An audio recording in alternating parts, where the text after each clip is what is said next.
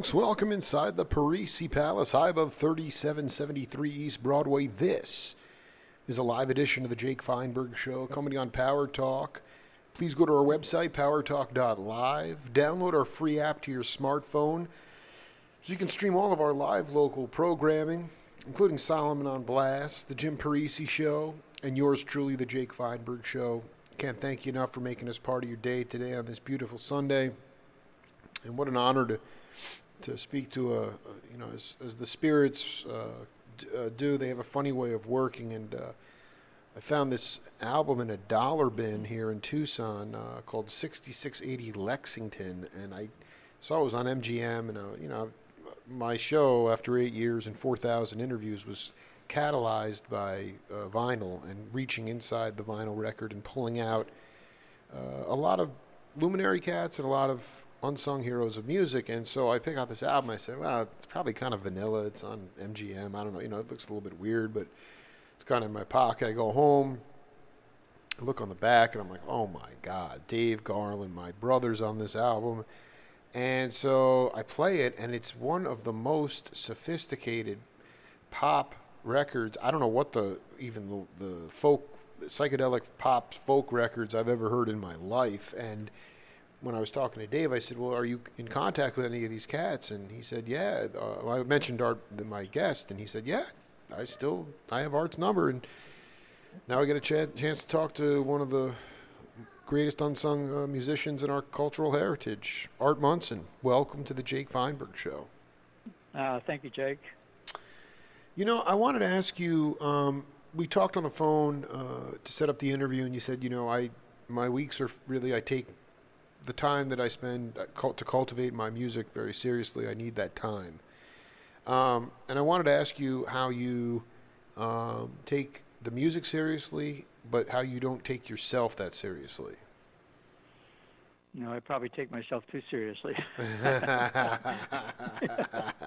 I guess in the framework of I wish I didn't. But well, let me ask you a question. I mean, in the I guess early on in your career, you talk about a time or an example of how you learned to get out of your own way. How you allowed to get out of your own way, your ego, allow the music to come through you, and ultimately that led to a larger collective consciousness on the bandstand amongst the bandmates.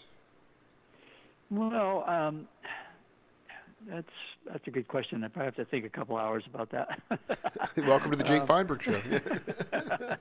I don't know if I thought that deeply about it. It's just I kind of fell into the whole music thing by happenstance, and I was grateful that I felt so lucky. And I always tried to show up and get along with everybody and do a good job and try to leave my ego at the door. Sometimes it's when you got a bunch of egos, everybody's got an ego, and you got a bunch of them in a band, and sometimes it's not the easiest thing to do, but you do it and to the best of your ability. And so any situation you walk into, you try to do that to, I guess, in a sense, get out of your own way, and just be part of the team, part of the project, and contribute what you can and do the best job that you can. Would you say that, before we get into anything else, one of the issues going on in melodic improvisation, and I'm definitely not saying Art Munson is, Ahmad Jamal or Bobby Hutcherson or any of these monster, Sure. Art Munson is himself. But one of the conundrums in melodic improvisation today is that because of YouTube and all the visual material, we are saturated with visual material. And speaking I'm a non-professional musician, but the point is that cats today, whether they're in the academy or whatever, they are learning to read music first before learning by ear. And in the past, with folk music, traditional folk music or jazz, there were no schools. So cats like Charlie Parker were listening to every kind of song on the radio, learning it in every key, and their ears were huge. Okay, they learn music by ear first before sight reading. And I want to get the Art Munson lineage as to, did you learn music by ear, and did it in fact unlock your ears? Oh, definitely learned by ear, and I had always had trouble. I mean, the guys that I know that were really successful players, and this was when I was doing studio work in Los Angeles, like Larry Carlton and Steve Lukather and Jay Graydon, all these guys. Not only could they play, they could read. Right. And I found now, most likely they all came sort of the same generation. They probably picked it up by just sitting down and using their ears and learning to play along with records like we all did. But to take it to, I never really did learn how to read, and I always regretted. I just never had I was just too ADD, Me to too. focus on I mean, well, how did you? I mean, to me, it's like I love the streets. Were you a street scholar? You said you got into music through happenstance. How did that occur? Oh, okay. Well, we can start at the beginning. This is a nonlinear. This is a nonlinear thing. I guess what I'm trying to get at is like, I'm fascinated that you were able to do studio work without being able to sight read. At some point, people have to learn how, if they're going to be in the studio. But to me, it seems like if your ears were that good, your ears must have been that good. Well, yeah, I think they were. The one good thing about making music in the 60s and 70s in the studio, everybody would have charts. I could record charts, and basically, and maybe a few simple lines here and there, but making music in those days in the studio, you would have a few hours to work on, depending on the project. And most of the projects I worked on was a typical session was 3 hours long. Well, you would do one song every 3 hours. So you got 3 hours to just run the tune down many times and kind of learn it, come up with your own parts, and everybody was professional enough that you'd come up with something that say, okay, that's it, do a take, and that would be it. Now, there were occasions where you had 3 hours, and you had to know, and I was on a few movie dates, and I could get through it, with basic chord charts and stuff, and but yeah, there was a point when I just said I won't take any more movie dates. So yeah, right. it was just too intense. What was it like? Was it like Nelson Riddle or Mancini or who were these? Who were the directors? Burt Bacharach. Oh, Bacharach. For one. Jeez. Yeah. I actually played on an album that, and we rehearsed the heck out of it. We rehearsed it in L.A. There was 12 guys from L.A. Oh, we had a whole rhythm section. I think James Gadd was on drums. Are you kidding me? What was the name of it? What was the name of it? Oh man, it's on A&M Records. Stretching you out. Let me just think. What's the name of it? Wait, Gadsden was on drums. I want to say Love on Love. I think it was Gadd. It was one of those. Oh, Love on Love. You said Love on Love. I think that was, and it was. We had. So we had these 12 guys, and we went to Edmonton, Canada, and used the Edmonton Symphony and recorded it live. It was quite a project. And wow, you took the entire the studio rhythm section, went to Canada and recorded with them. Yeah, wow. We actually had a couple horn players in there too, and I think Richard Green, violinist. A dear dude. I've interviewed him a dear friend of the program. I love that cat. Yeah, so he went as first chair violin, if I'm remembering all this correctly. And so, yeah, that whole section, I think it was 12 of us. Oh, and this guy, Mitchell Levin on keyboards. Gee, I don't know that. Remember cat. him? I don't know that cat. Oh, man, he is from Love on the Eastern Side? Europe. What was that? I'm obsessed now. Anything with Munson. Munson has the most mercurial. Well, but while you're looking for that. Yeah. I just wanted I've got the album cover here, I know, so I can look it up pretty fast. I just wanted you to go back and talk to younger cats, especially who, you know, are really coming out of the academy, and they have huge facility and huge chops, and oftentimes when that happens, I wind up falling asleep or staring at the wall. Because I want feel and Yeah, I know what you mean. you know what I'm saying? Like, I don't want PC people wank. There's only a few people I'd pay to, you know, like maybe McLaughlin. I mean, I'd probably watch. I'd pay money to see you and Garland stretch out like in the Bigfoot days. But I mean, the day, you know, I don't really get off on technical proficiency or the amount of notes or lines you can play. Sure. And so was there like a demarcation point for you when you took it from your room to like the bandstand, and how did you develop that feel, that good feel that because ultimately, like they say with the Jake Feinberg show, it's not people don't remember what they said, although I transcribe the stuff, so they do remember, but they don't remember what they said, but they remember how they felt. How did you get to that point? Well, you know, I was brought up playing music. My dad was in a band. They had same guys, three-piece band was together for 50 years. My mom sang, so I was brought up all around music, and I started playing at an early age, and went in the service and got stationed in California, and just happened to have a little apartment down on Balboa on the peninsula. And at that time, Dick Dale had a record store. Wow. And so I happened to, and I knew who he was. It was before the Rendezvous Ballroom reopened, and I had said, no, actually it had already reopened. I had said to him kind of casually, I said, well, I play a little guitar, and I think I came over and played something for him, and he said, well, I've got this gig, you know, and my guitar player is underage, and he can't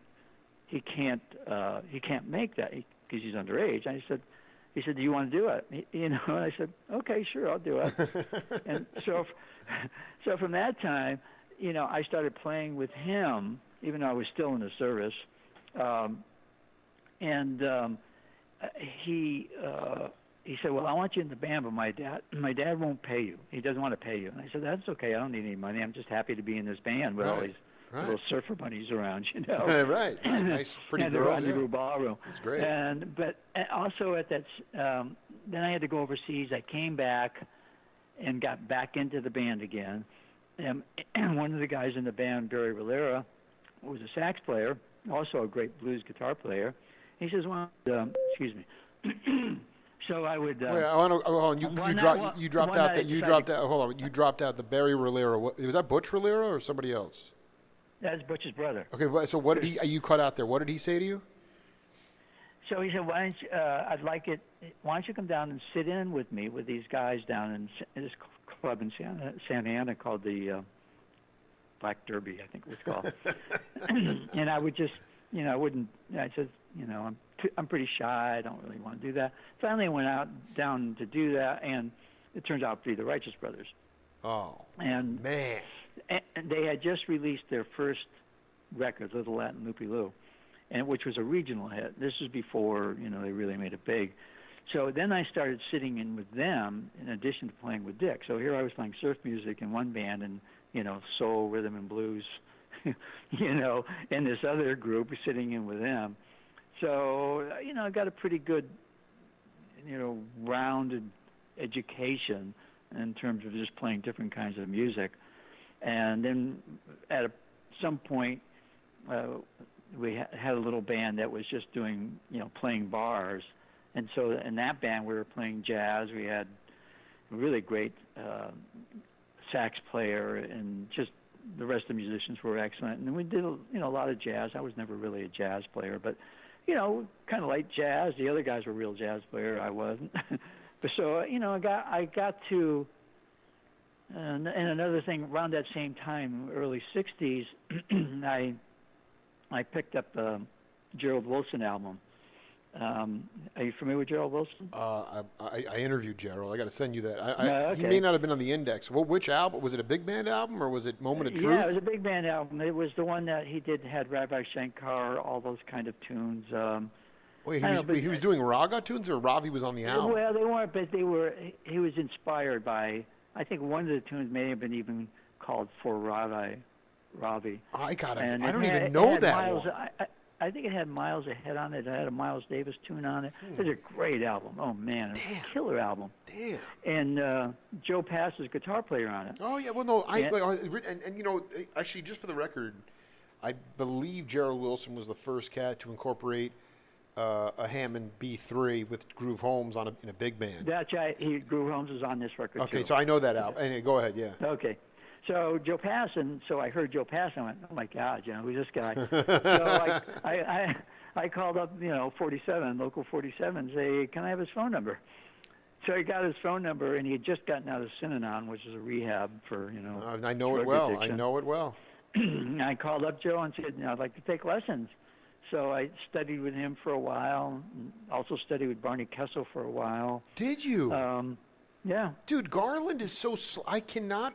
I am now obsessed with Art Munson. I want to read. I found this. You said they did Milestones on it, right? Joe, Yeah, Milestones. That was the one. Yeah. Yeah. So they did. I don't see anything for. I don't see any raga stuff, but I know this. Mel Lewis played drums. Jimmy Bond on bass. Joe Pass played guitar. Right. Jack Wilson played piano. Anyway, so I love that about Munson. Your generation is that the accessibility to shaman musicians who we now consider shamans. At the time we just looked at them as, like Joe was getting out of Synanon, but like the fact that you could call up the local 47 and be like, can I get his number? And then next thing you know, what if anything, even with Kessel, do you still hold on to today? What was some of even if it was nonverbal wisdom? What was some of the salient stuff that Munson still hangs on to today? Well, just some of their chord progressions, some of their chord substitutions. Joe was an amazing player. There's a video on YouTube of him just doing a solo. And he did this version of Summertime. I mean, it was unbelievable, his chord substitution. So I learned a lot about, substituting chords, take, a standard and turning it into a jazz tune by all these really cool chord substitutions. So I learned a lot of that from him. And I have to say, though, as much as I love his playing, he's an incredible player. He wasn't particularly a great teacher, because, absolutely, yeah.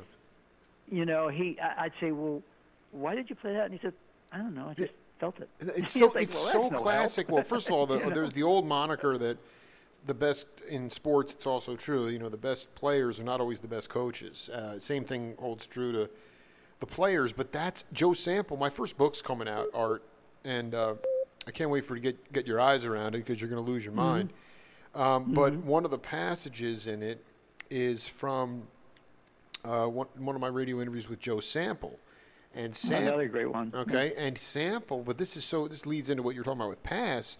He told this hysterical, I was cracking up because he was telling the story about going over to Wes Montgomery's house and up in Indianapolis, and he's got some kind of new tune. He's like, I want to play this new tune for you. And Joe's like, well, why are you putting your finger over there? What chord are you playing? And Wes said, I have no idea. And then Joe would say, well, why are you doing this? And he goes, I have no idea. He goes, you have no idea the notes that you're... I mean, these guys were like... They were from like the intergalactic as far as I'm concerned. They were literally making up the rules. And I think that's one of the most... I mean, as a 41-year-old cat, it is the most invigorating thing for me to be able to still talk to guys like you who were touched to stretch the lineage back, because now...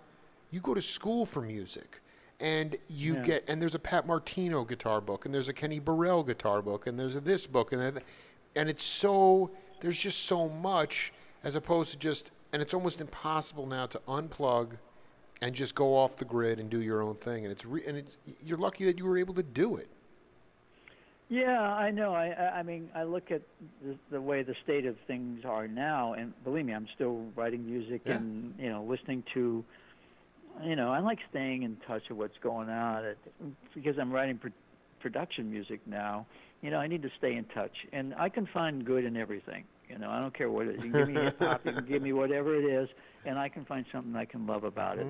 whether it's production, mainly the production stuff and the choices they make, and go, wow, and it's hard to get my head wrapped around how they think like that. But I like listening to it, and I think it's still there to do. And I agree with you about, for me, as being a non-schooled musician, I look at that technical ability, and I want some of that. I want that. So, but it is what it is for me. At this point, no, I'm there is sit something. down. Yeah, I mean, first of all, everybody wants that. I mean, there's something about Larry Carlton. Like, you listen to this, the way I was playing for my older daughter the other day. One of these Crusaders tunes when they drop the jet and they just do the Crusaders, and he just has a beginning, a middle, and an end. And I mean, as far as I'm concerned, if that to me is telling a story, it's beautifully melodically. But if you can really get to that point, then you're doing something really well. And I also this is what popped into my head, was the idea of playing these upholstered sewers that you did. I mean, you obviously played with the Righteous Brothers, but I mean, there was a lot of these clubs back then. They had their amplification was coming out of the PA systems. I mean, it was horrendous. You could barely hear in the front, a couple, but beyond the first couple rows, and not everything was mic'd on the stage. So, how did you learn dynamics? I mean, this is all street scholar Munson, but how did you learn dynamics on the bandstand? Well, I think you just, it's just, I'm just trying to think of particular instances. It would usually come from, if you've got somebody who's the star, and that was what a lot of my training was, because I worked for Dick, I worked for the Righteous Brothers, Paul Williams, so they would be kind of controlling the dynamics, and Bill was great at, producing and putting together shows, so while the show was going on, it'd kind of like, okay, quiet here, down a little bit. And so, you kind of get almost like a conductor would do. But, the star is the one that is sort of doing that. It's sort of like giving the lead on, where I need you to quiet down. And then I think then the sense just develops and especially when you're dealing, working with a song, those dynamics are, in a way, unless you're playing just flat out rock and roll, are sort of built into the song. Were you starting to? You have to forgive me here, because you were kind of vacillating between the surf music and the Righteous Brothers and that. However you would define that. And did you work with string bass players in a live setting? Because a lot of times the bass was not mic'd, so you really had to. I mean, I just know that, like, Buddy Rich and those, like, when those bands would get up on the stage, guys like Mike Mainieri, they had to really listen to the upright bass, because that wasn't necessarily mic'd. The drum, and so your ears just grew and grew and grew. I mean, Garland's ears were just huge, even by the time with Lexington, and so. Sure. Were you right in the sort of in the crack between the merging of acoustic to electric instrumentation, or were you playing acoustic music first? No, it's pretty electric all the way. All the way, because that's one of the things. Yeah. Remember a time? I'm trying to think if there was ever a time I played with a stand-up bass. There probably was somewhere, but I couldn't even begin to remember. I mean, it became like so en vogue. Like Putter Smith would show up to fill in at a Woody Herman gig with he'd bring his upright all the way down, and Woody's like, "Why did you bring that?" It was so like it was not hip, and it's just so funny,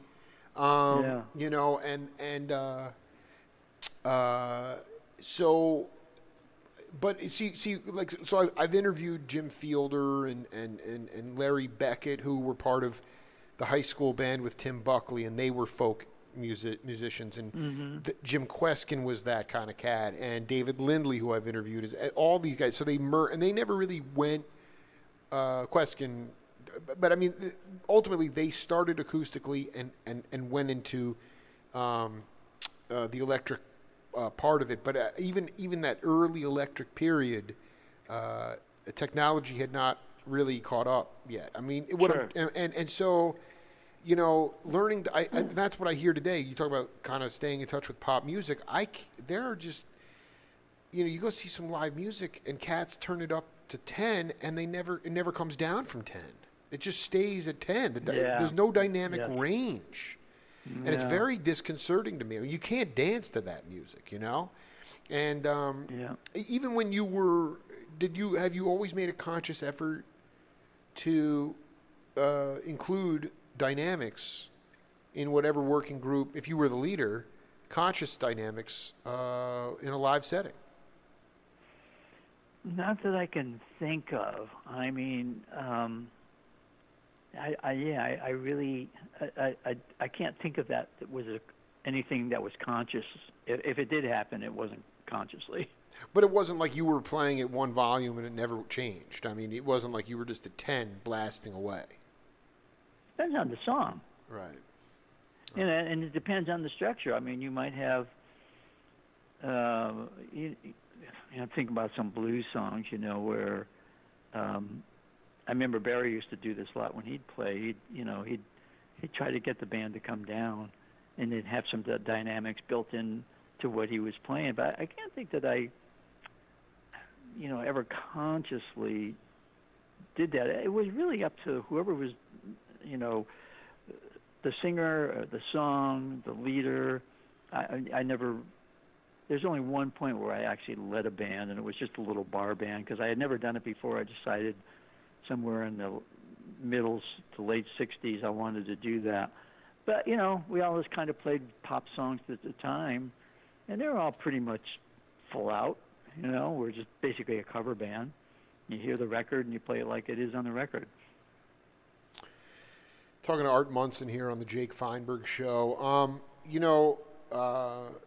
Going back to, I just want to bring up this quote from Garland and get your take on it, because it's really a pretty legendary. It's going to take me a minute to bring it up. I mean, you have this mercurial, absolutely mercurial list of accompanist credits on All Music, and I realize that's not the Holy Grail. Vagabond Roost with Sherman Hayes. Right. Under the Skunk with Laurie K. Cohen. Your Place or Mine. I know that. We got Phantom of the Paradise. Was that the soundtrack you were talking about? No, it's called Woman by Burt Bacharach. Woman back. That's the one you went to Canada with Gadsden. Yeah. Holy. That's it. Did you? One thing about the studios, I'm always curious about. I've done a bunch of interviews with Fred Tackett, and sure. a dear friend of mine, and it was funny because they used to be in the studios, and the engineer who's escaping my memory now, he's like, I can't hear Tackett. What's Tackett doing? Because chances are you'd be in like different rooms, right? Like it was even before baffles, like you'd have separate rooms for mandolins and guitars and things like that. Sure, yeah, and like, yep. And then Bill Payne from Little Feat, who was Tackett's comrade, was like, he's like, listen, take Tackett out of the mix, and so they would do it, and the feel, the rhythm, because Tackett was a drummer. It lost this discernible feel. And I'm not saying that was his that was his only contribution to the studio, because it wasn't. But that was the point, was that when you took him out, it was something missing. And and being that you do take yourself too seriously, I want you to talk about Art Munson. Like, what were you oftentimes, do you feel, brought in for? I mean, were you there to put a solo in there? Was it for coloring? What were your skills for these sort of very ethereal set? I mean, these are just all over the place. Cheryl Dilcher, Butterfly, electric guitar. Yeah. I mean, I seen that Sammy Johns. I had no idea Munson was on that record. Edelman, Prime Cuts. I mean, what was your niche in the studio? Because obviously it wasn't like Budemer and Tedesco and you know and no, Johnny Morello. I played Yeah. basically played rhythm guitar a lot, but also I had one of the things that people have told me is that I could come up with really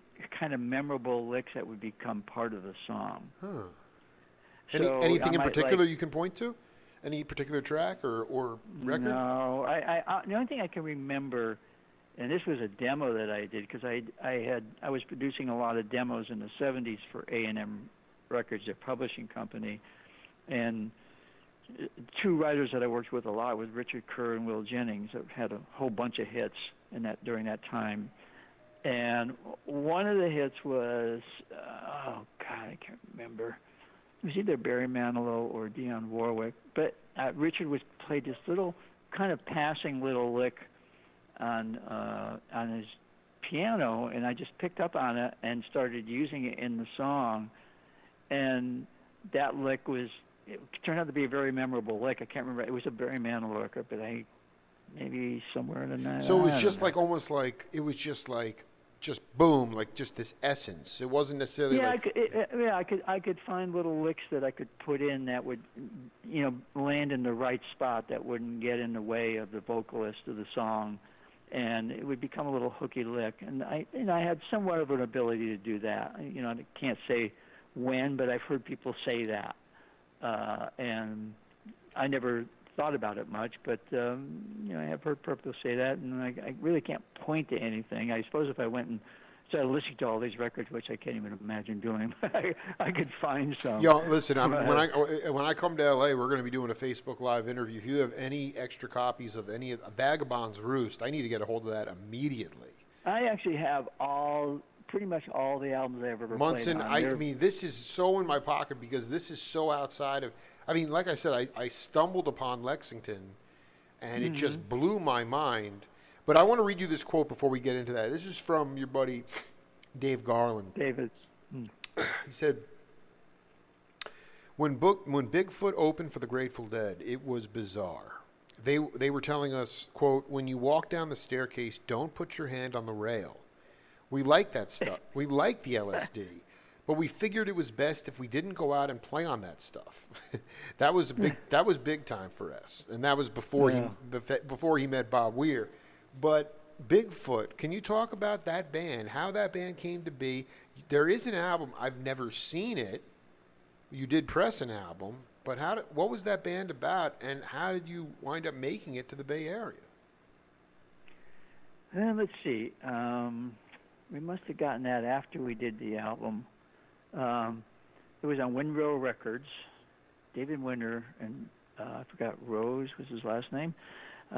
David Wynn was a choreographer of all things. And they started this company, and they came down to her. Oh, I know.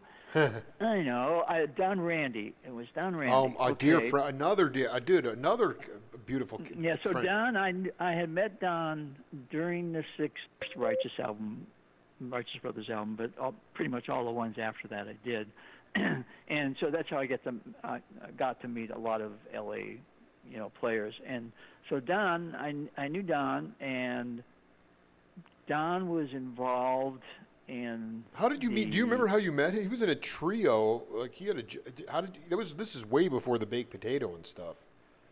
Oh yeah. In fact, I remember Don telling me that he'd come back from England. And he'd seen these clubs over there where they sold baked potatoes, and it was he said, "I'm going to do that here." I love it. I remember him telling me the whole story about how he was going to do the same thing here, and that must have been, God, when did he open that? In the 70s? Yeah, that was like 70, 74. That's where Joni Mitchell discovered John Guerin and Tom Scott and Joe Sample. That was the house band there. And then she. Yeah, so he must have told me that because I was on tour with Nancy Sinatra. Oh, and Don was playing keyboards, and that's when he told me that. So it was early 70s, 71 or something like that. So that's where that story came from. There's a lot of stories. So I mean, you met him, but I mean, you met him prior to that. But I met him in the early 60s, and so when when I heard that, excuse me, that he was involved with Winrose Records, I guess they had contacted him to be the producer of this album, the Bigfoot album, and I had lunch with him about, I don't know, a couple of years ago, because he lives up where I live now, and he lives in Camarillo. And Wow. he says, I still play that record. He says, I play that record all the time. He says, I play it for friends. He loves that album to this day. Well, so this is insane. Virgil Beckham, Gerard Belize, Belial, Spencer Earnshaw. Is he still with us, Earnshaw? Ernie Earnshaw, yeah, he's a great drummer. He lives up in Northern California. I got to connect, dude. And then Garland and Munson cooking the groove, dude. So I mean, this is on, like, did you so you recorded the album, but then did you record it in L.A. or up in the Bay Area? Yeah, it was recorded in L.A. Was it? And then we went on a little tour. Yeah. And it must have been part of that tour. Somewhere in, must have gotten set up by, Winrose Productions. They must have set that thing up. I don't remember actually how we ended up there, but somehow we did. Did you? I want you to talk. This is so important in this, because, I mean, nowadays it's like, Lee Sklar told me, you spend 4 hours, or maybe that's an exaggeration, but you'll spend huge amounts of time just getting the kick drum sound right on the drums. In somebody's session, it's just almost painful in terms of like how long and laboring it is. When in fact, like Dennis Coffey said, they had to basically bang out. They had about an hour to bang out one song at with the Funk Brothers in Motown. And I know that the studio scene, there was a budget and you had time, but with Bigfoot, when you went into the studio, did you guys all hit at the same time, or was there any overdubs? Yeah. Everything was pretty much recorded live. Maybe the solos were overdubbed. Definitely the vocals were overdubbed. It wasn't a totally live playing at all. It seems to me that I may have redone a couple of solos. I'm not entirely sure about that. But we were well rehearsed. We've been playing those tunes forever. So, it was pretty easy I won't say pretty easy, because, of course, you get a little nervous going in and recording. But, we knew those tunes forwards and backwards. What was the, why does that cat keep going back to listen to that record? Does it just fit? Because I think that the one of the keys, I used to think it was an analog digital issue, but it's not. It's really, as far as the sound or the compression of what I hear, the lack of space within the music as opposed to the records of the Bigfoot era. But it actually has to do with more about how you mic the room. How you mic the drum kit. Most cats, for a long, Glenn Johns or John Malo, all the old school guys, they might do like, a right and left overhead and a kick and one mic for the kick drum. Now you can mic every drum. And so, well, it's just there's different concepts on miking drums in particular. When I had my own studio, I mic'd every drum. I never got into being a control freak. I like to have that control. Right. But there is a whole school of thought of what you just said. An overhead and kick drum, and basically that's it. That's kind of like old school. But and then it sort of evolved. Once you started getting into larger multi-tracks, and you had all these tracks, and you had more control over what the sound was going to be, then I think that was just the tendency being you had the technology to do it. So, yeah, let's see where we can go now with this. The early days, you'd be bouncing from 2-track to 2-track. So you're very limited on what you could do. You get that first basic track right as much as you can, and the boards weren't that big. You only had 2 tracks, so you really had to get it from the beginning. And then as you got 16, 24 track and bigger, you just had a lot, and then start slaving track machines together. So you had 48 tracks. You go, wow, I've got all this room now. I can really isolate everything I want, and then when it gets to the mix, I can, I'll just have that much more control. Totally. No, I mean, there's something about the when you, as a guitar player, you talk about Kessel and Pass, but a lot of times some of the greatest inventive lines from that guitar players get into their head, or they're most influenced by horn players. And I was curious about you. I mean, were you into the Dexter Gordons or the Trains and those? Did you get off? Were you influenced more by horn players than guitar players in some ways? More by guitar players, but I listen to a lot of jazz. Can you talk about the jazz that you really got off on and what you were able to take from the instruments, the banjo or the saxophone when you were coming up in the 60s was still the lead instrument. And then when psychedelic rock came in, that's really when the guitar kind of came in as the lead instrument. But for a long time, it was a rhythm instrument. Freddie Green is a perfect example of that. And so... Yeah, when you get back to the 40s or so, sure. In the 50s, too. In the 50s, too. In the 50s, too. But when you get into rock into the 50s, not so much. True, very true. But I mean, which horn? I was, my go-to guy was Chuck Berry. Absolutely. And Chuck Berry had no problem playing in odd time fields either. That guy was about as elastic as you could get. Yeah, absolutely. So, I don't know. What was the question again? The question is, I'm curious about, because there was the It Club in Hollywood, and there was so many, Larry Gale's Coffee House, and who were the horn players that you, or what was the live jazz that you? Because what I'm getting at is that people think that especially my generation and younger to a degree, you have to fill up all the space with notes. You have to have a lot of language, when in fact the space is the music. And that's kind of what I was getting at with the recording techniques, is that the music could breathe, and you got the sound of the room. And I know this, and I'm referring to a live setting.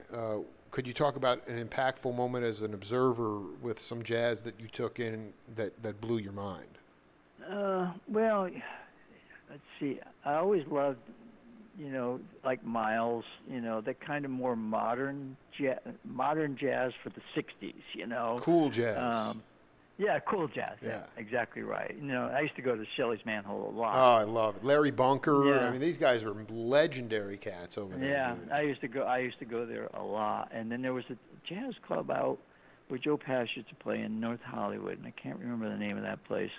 But I used to go there maybe too. Dante's. What was it called? Dante's. Yeah, I think that's it. Yeah, it was Dante. Yeah, Emil Richards. All my buddies played there. But that was. But what was it about Miles? I always get into this thing about on the bandstand, like, Coltrane used to come up to him and say, "What do you want me to play? What do you want me to play?" And then Miles would just turn his back on him. And Train couldn't figure it out. And then he realized, he hired me to be myself. I just have to play what I feel. Right. And it was nonverbal communication. I mean, were you hip to that, or were you just getting off on the? Because to me, that was such the Zen mastery of those guys, is that they did feel in the mood of that kind of music. It was all, usually in a minor key, which I always relate to better than a major key. Right. Just something about it. It's just moodier, and same with the Gerald Wilson album. For the most part, it was all that kind of moody vibe, and that kind of cool jazz. Whatever it was. Who was another great trumpet player? I can't remember his name. Chet Baker. From that. Yeah, Chuck Baker's. Chet Baker. I had one. Yeah, and I don't know if I still have those jazz albums or not. There's that whole Riverside label, Oh, dude, that stuff was... Those were integrated jazz bands. It was unreal stuff, man. It was burning. I know. Burning. And they were, that was another one. I love all the early blues stuff, all the early Ray Charles, all of, anything that's... Interesting. Yeah, it's kind of moody, bluesy, jazzy. I'll tell you, the one guy I really loved was There's a tune called Las Vegas Tango, and it was a big band album by. Wish I could remember all these names, because it had that same feel to it, but it was big band, and it was just, oh man, it was just great stuff. I used to, some of the stuff I've started just buying anyways. Of course, nowadays I don't even have to buy it. I just, turn on Spotify and can find it. Right. So much more the composers and musicians get screwed because the streaming rates are so much lower than anything else, but that's a whole other story. But yeah, just that kind of, that vibe, that feel, I just resonated with that more than anything. Did you wind up, can you give the backstory of Lexington 6680? God, I remember that it was just sort of like a personal project of Mike Patterson, the keyboard player. Right. And, we knew all these people, and he sort of collected everybody together, like, Chris, who was the lead singer. And then there was a gal singing. What was her name on that album? Yeah, I'll look it up for you right now. But she was great.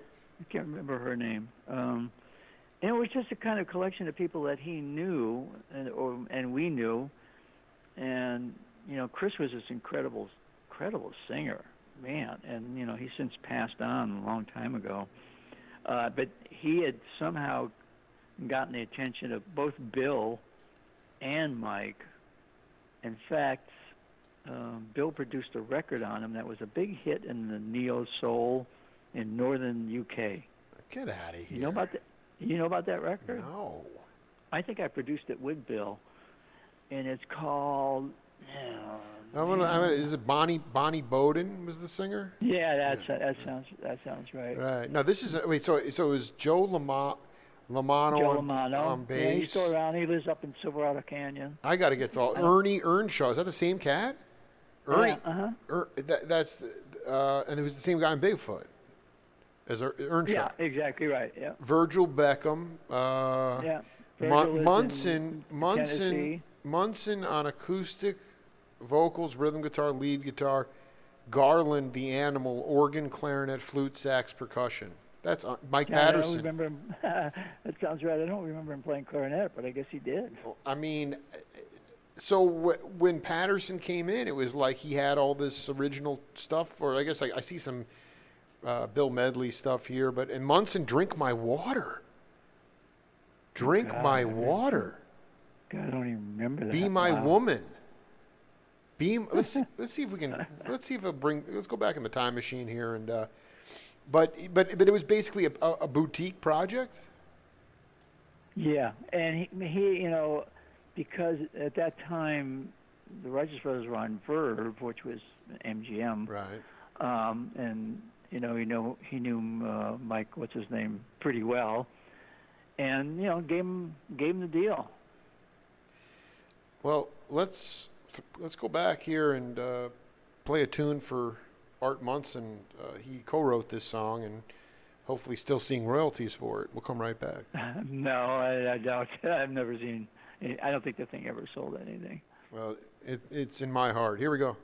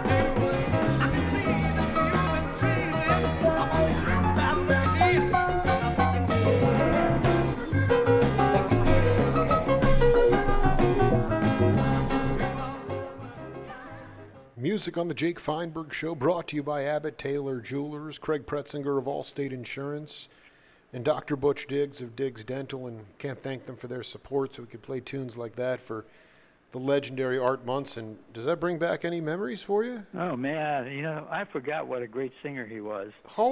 Wait, I mean, are you playing those funky Curtis Mayfield wah-wah chords in there? I mean, that's unreal. Yeah, it must be me. Dude, that is funky, man. So who was so that wasn't you on vocals, though? That wasn't you on singing, though? No, that was Chris. Wow. Yeah, he's an amazing singer. And looking here, Chris Morgan. Chris Morgan was singing. Chris Morgan, right, yeah. Okay. Chris Morgan, yeah. Yep. And that's kind of, I mean, I have to be honest, I mean, there were some intoxicating licks in there that maybe, again, spells out the Munson niche right there. Yeah, I guess so. Oh, that record wasn't wasn't Chris that Bill and I produced. It was Jerry Gainey. Jerry Gainey. Yeah, it's called Just a Fool, and it turned out to be a big hit, like sort of a neo-soul thing in northern UK for quite a while. What year So what year did that come out?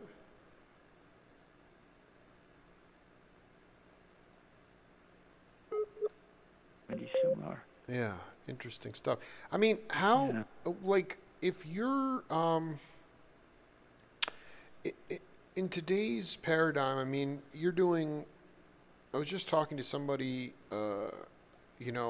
prior to this, a really gifted pianist, and she was talking about, this fine balance between being a hired gun and also playing music for getting paid for gigs, surviving as a musician. Right. And I just wanted you to talk about, in your mind, how the significance of music has changed in our culture from the time that really you started out. Because my thesis is that in this sort of quantified time, music is unquantifiable. It's healing. It's spiritual. It's you can't crunch it's not data driven. And we're in this time now where everything else is analytics.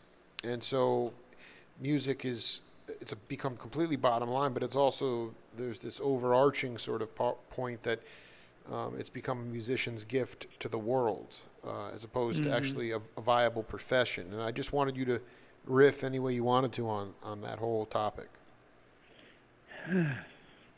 Wow.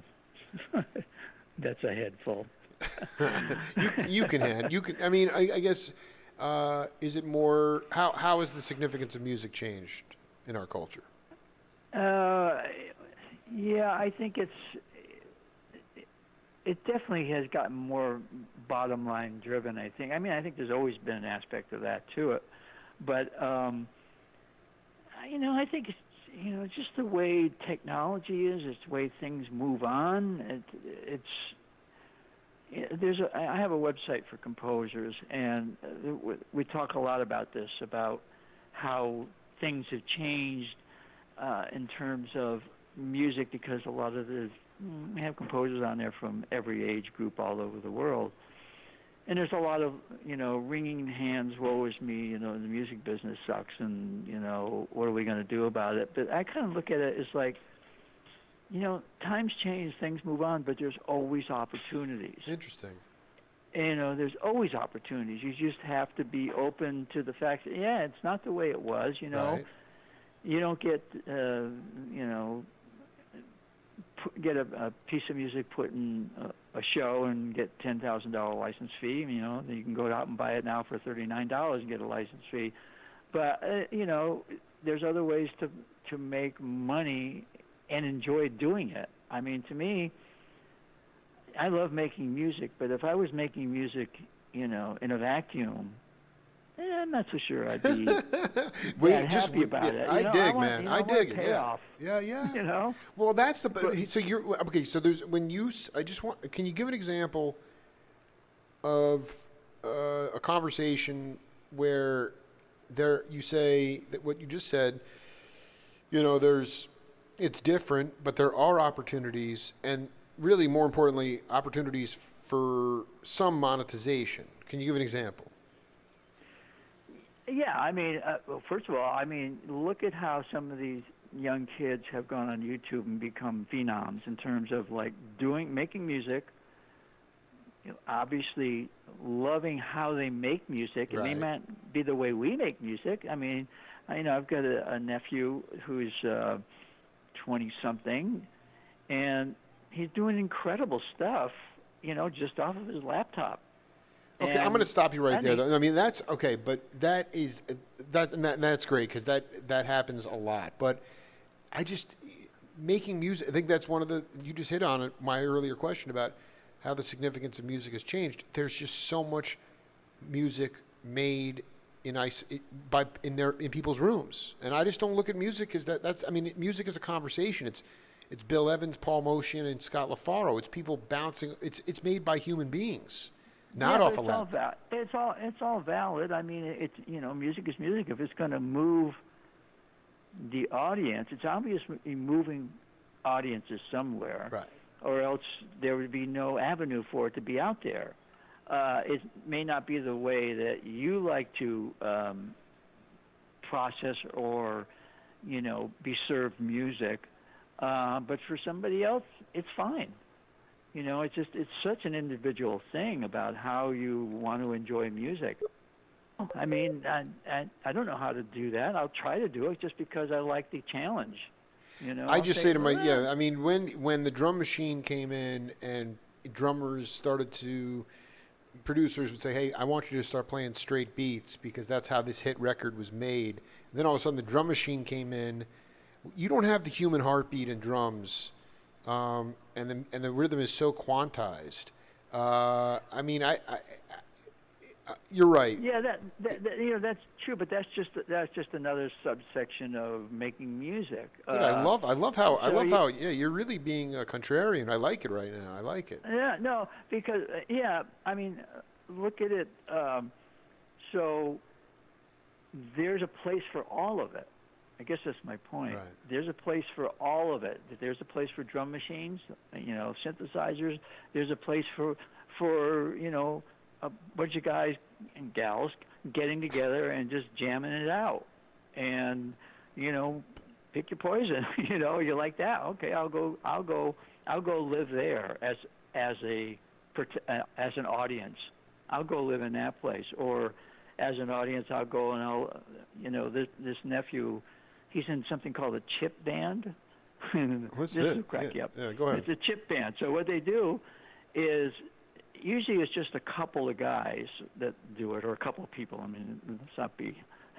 There's more women now in music than ever. Thank God.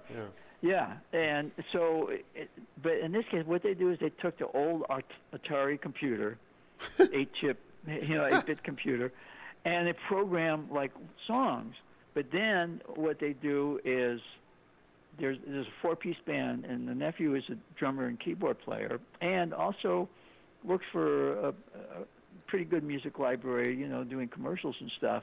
And it's a lot of, manipulating of data, and it's really interesting stuff. I mean, some of it I listen to, and I go, man, that's so cool. In fact, I even called him up. I said, Luke, you got to come up here with your laptop and show me how to do some of this stuff. And I never followed up. He said, sure, I'll do that. I'm happy to do that. And, we have a 60-year age difference, Mm-hmm. Well, not quite 60, but, but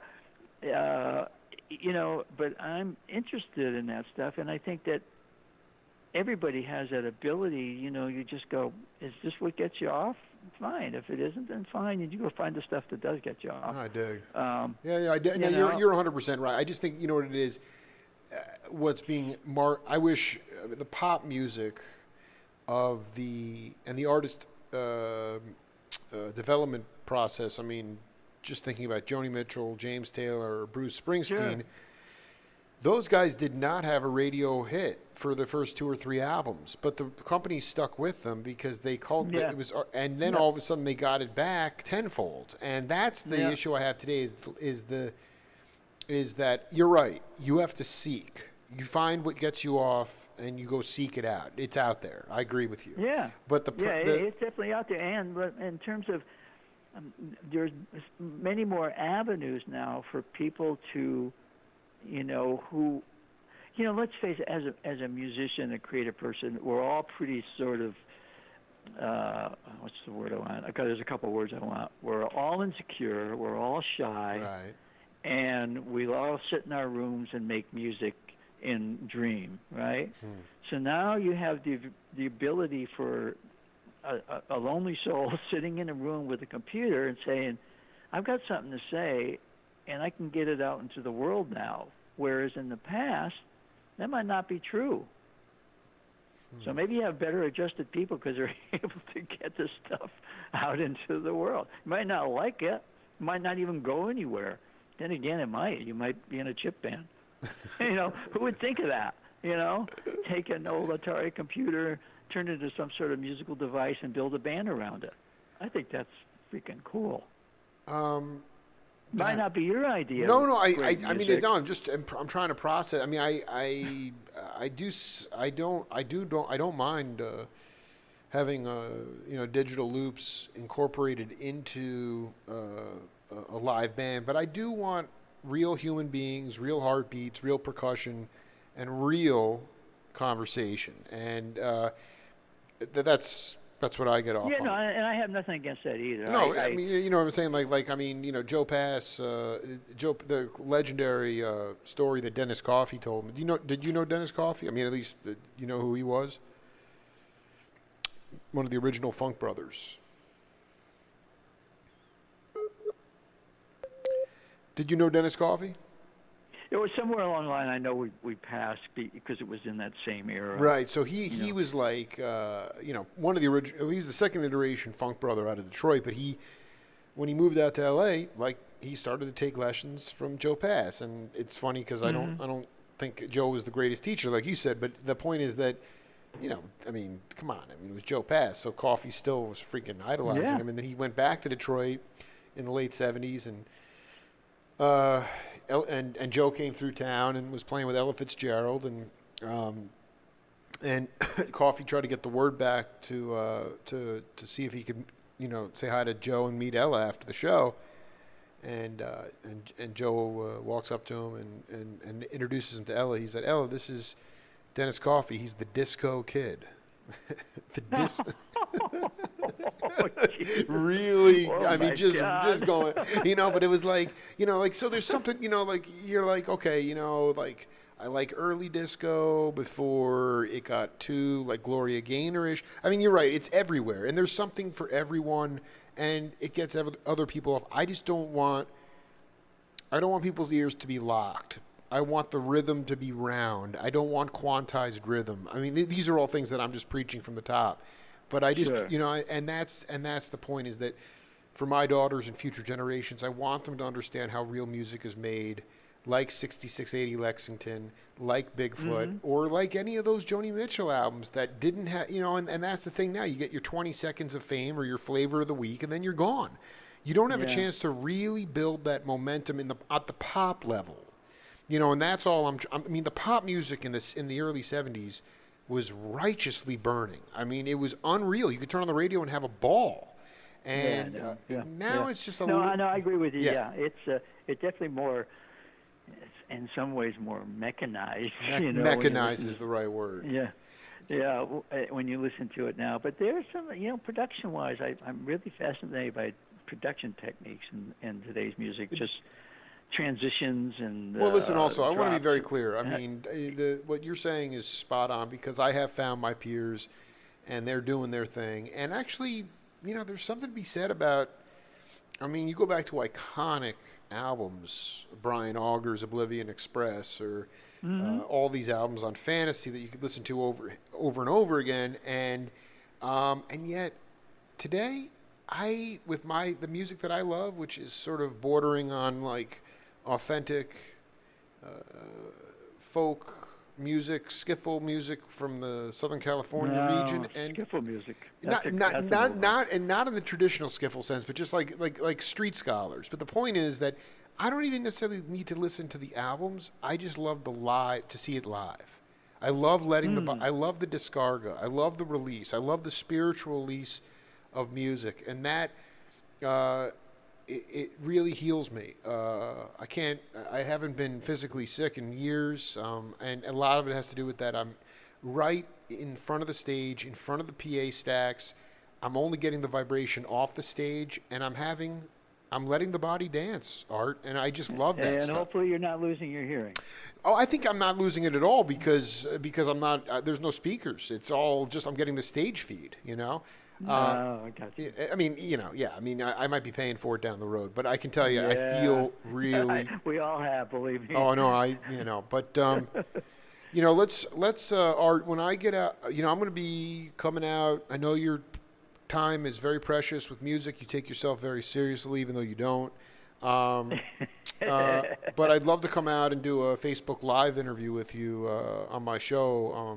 Maybe I'll be out up in Northern California, but coming back through LA next weekend. It'd be just great to connect in person and do another interview.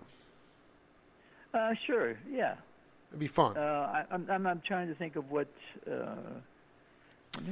Let me find. Yeah, I mean, I'm a little bit scrambled on the dates. All I'm saying is I'd like to do part 2 and in person real soon and get it out to the world. It'd be anything. Okay. It would be a high honor because we just cooked here for 71 minutes. Okay, great. Sounds good. All right, man. I had a ball, man. Have a beautiful day, and thanks for taking the Jake. time, man. You take care. Later on, Art. Yep. Bye-bye. Another day in the books here. Gifted pianist Julia Chen in hour 1. Just listen to Art Munson. That's it for the Jake Feinberg Show. We'll be back with Mandy Kahn tomorrow.